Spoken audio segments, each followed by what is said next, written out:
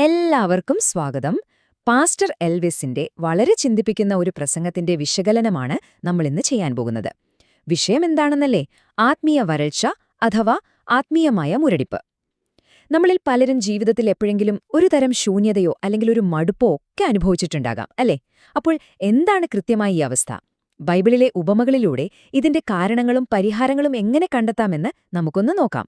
തീർച്ചയായും അറിഞ്ഞിരിക്കേണ്ട ഒരു വിഷയമാണിത്. ഇന്നത്തെ നമ്മുടെ ഈ പഠനത്തില് നമ്മൾ പ്രധാനമായും 5 കാര്യങ്ങളാണ് നോക്കുന്നത്.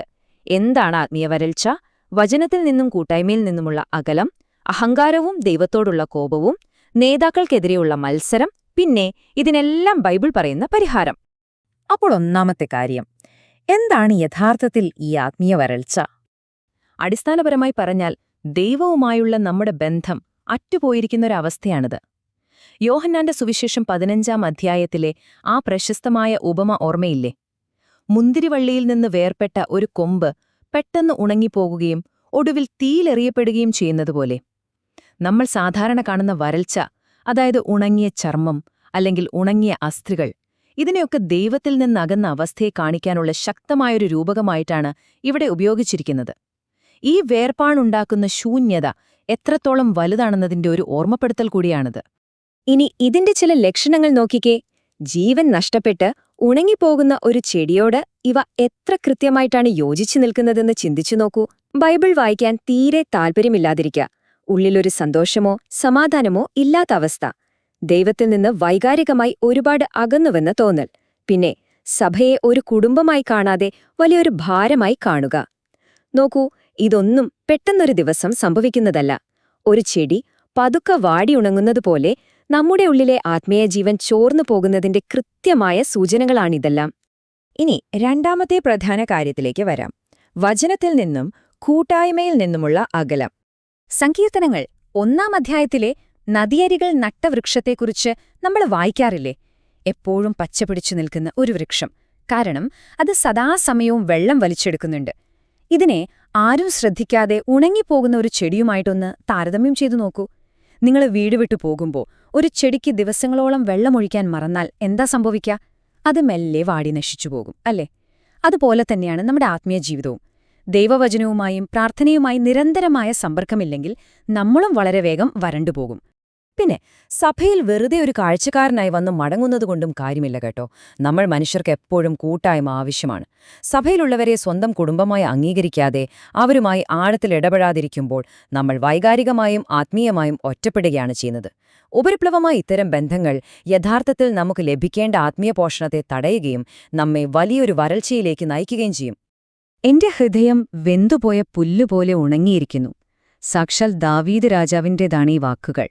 ദൈവവുമായി ഇത്രയധികം അടുപ്പമുണ്ടായിരുന്നൊരു വ്യക്തി പോലും എടുത്ത ഈ വിലാപം ഒന്ന് ശ്രദ്ധിച്ചേ. ഉണങ്ങിപ്പോയ പുല്ലിന് സ്വയം ജീവൻ വീണ്ടെടുക്കാൻ കഴിയില്ലല്ലോ. ബൈബിളിലെ വലിയ വ്യക്തിത്വങ്ങൾ പോലും ഈ ആഴത്തിലുള്ള ആത്മീയ വരൾച്ചയുടെ വേദനയിലൂടെ കടന്നുപോയിട്ടുണ്ട് എന്നാണിത് നമ്മെ കാണിക്കുന്നത്. മൂന്നാമത്തെ കാരണം ഇതിലും ഗൗരവമുള്ളതാണ്: അഹങ്കാരവും ദൈവത്തോടുള്ള കോപവും. യെഹെസ്കേൽ പ്രവാചകന്റെ പുസ്തകത്തിൽ പറയുന്നൊരു കാര്യം വളരെ ശ്രദ്ധേയമാണ്.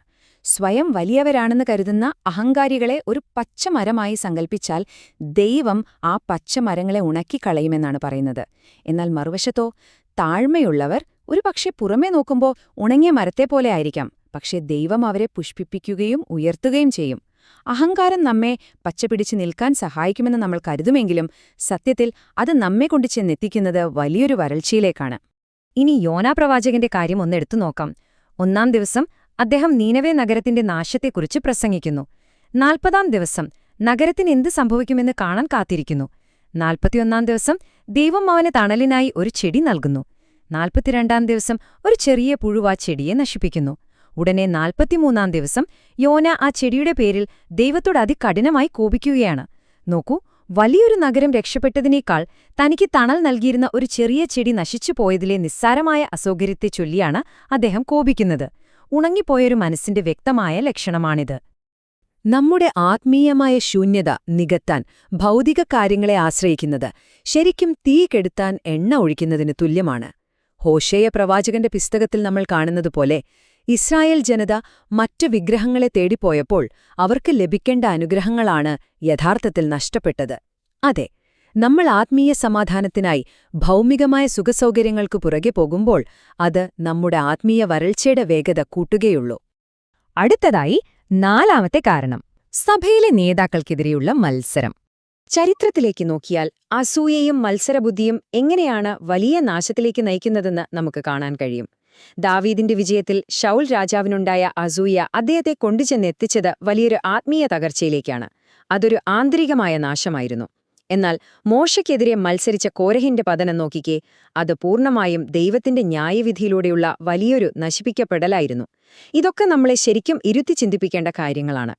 എന്റെ അഭിഷിക്തന്മാരെ തൊടരുത് എന്നൊരു ശക്തമായ മുന്നറിയിപ്പ് ബൈബിൾ നൽകുന്നുണ്ട്.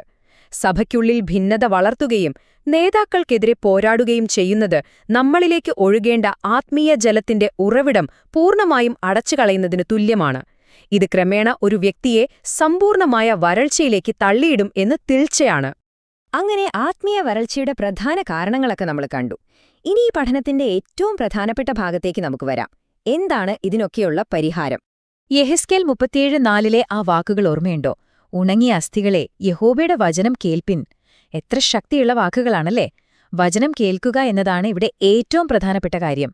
ഒരു സാഹചര്യം എത്രത്തോളം വരണ്ടതോ മൃദമോ ആണെന്ന് തോന്നിയാലും വചനം കേൾക്കുന്നതിലൂടെ അതിലേക്ക് ജീവൻ തിരികെ കൊണ്ടുവരാൻ കഴിയും. ഉണങ്ങിയ അസ്ഥികളിലേക്ക് ജീവശ്വാസം പ്രവേശിക്കുന്നത് വലിയൊരു പ്രത്യാശയാണ് നമുക്ക് നൽകുന്നത്. അപ്പോൾ ഈ വരൾച്ച മാറ്റാൻ വളരെ ലളിതമായ 3 കാര്യങ്ങളാണ് ചെയ്യാനുള്ളത്. 1. ദൈവവചനം കേൾക്കുക, അത് ഏറ്റുപറയുക. 2. മാറി നിൽക്കാതെ വീണ്ടും സഭയുടെ കൂട്ടായ്മയിലേക്ക് മടങ്ങിവരിക. 3. അനാവശ്യമായ മത്സരങ്ങൾ ഒഴിവാക്കി സമാധാനവും ഐക്യവും നിലനിർത്തുക. പൂർണ്ണമായ ആത്മീയ ആരോഗ്യത്തിലേക്ക് തിരികെ വരാൻ ഈ 3 കാര്യങ്ങൾ നമ്മെ തീർച്ചയായും സഹായിക്കും. ആത്മീയ ഉപദേശങ്ങളാകുന്ന മഴ നമ്മൾ എങ്ങനെ സ്വീകരിക്കണം എന്നതിൽ നമുക്ക് വ്യക്തമായൊരു ചോയ്സുണ്ട്. എബ്രായർ 6-ാം അധ്യായം പറയുന്നതനുസരിച്ച് മഴവെള്ളം സ്വീകരിക്കുന്ന ഭൂമിക്ക് 2 കാര്യങ്ങൾ ചെയ്യാം. ഒന്നുകിൽ ആ വെള്ളം കുഴിച്ച് നല്ല ഫലങ്ങൾ നൽകുന്ന വിളവായി മാറി അനുഗ്രഹം പ്രാപിക്കാം, അല്ലെങ്കിൽ അതേ വെള്ളം കുടിച്ച് മുള്ളുകൾ ഉൽപ്പാദിപ്പിച്ച് തീയിൽ എറിയപ്പെടാം. തീരുമാനം തികച്ചും നമ്മുടേതാണ്. അവസാനമായി വളരെ ഗൗരവമായി ചിന്തിക്കേണ്ട ഒരു ചോദ്യം ചോദിച്ചുകൊണ്ട് ഞാൻ ഈ വിശകലനം അവസാനിപ്പിക്കാം. നിങ്ങളുടെ ആത്മീയ വേരുകൾ ഇപ്പോഴും ആഴത്തിൽ ജലം വലിച്ചെടുക്കുന്നുണ്ടോ? അതോ നിങ്ങളുടെ ഇലകൾ വാടിത്തുടങ്ങിയോ? നമ്മൾ എവിടെയാണ് നിൽക്കുന്നതെന്ന് സ്വയം വിലയിരുത്താൻ ഈ ഒരു ചോദ്യം നമ്മെ സഹായിക്കട്ടെ. നന്ദി.